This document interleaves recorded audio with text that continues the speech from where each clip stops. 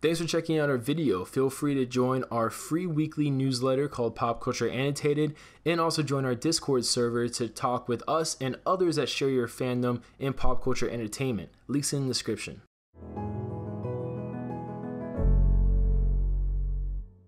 What's going on, everyone? Nick here with another Marvel news update, this time regarding the future of Spider-Man at Sony. So Deadline dropped a report today that Amy Pascal is officially ending her 30-year run at Sony Pictures and moving to a first look deal to develop projects for Universal Pictures. So that is pretty interesting news just on the face of it, the idea that Amy Pascal is leaving behind her legacy at Sony and moving to a new phase at Universal, because prior to her involvement we heard that David Leitch, the director of Deadpool 2 and other films like Atomic Blonde, had also signed a first look deal with Universal. So it seems like Universal is really trying to diversify their kind of film slate and the type of films that they produce, rather than just focusing on stuff like the Blumhouse monster movies and animated projects. But beyond the news of Pascal going to Universal, many fans wondered right away, okay, what's going to happen to Spider-Man, because she was kind of the chief producer and architect behind the Spider-Man property at Sony once she moved down from the head of the studio. And basically the article does state that she is going to still be involved in future Spider-Man sequels and projects and things like that as part of her production deal, I guess, which means, you know, Far From Home, whatever the sequel to that is, Spider-Man 3, the Spider-Verse projects, the animated stuff, and whatever she was developing with Lord and Miller.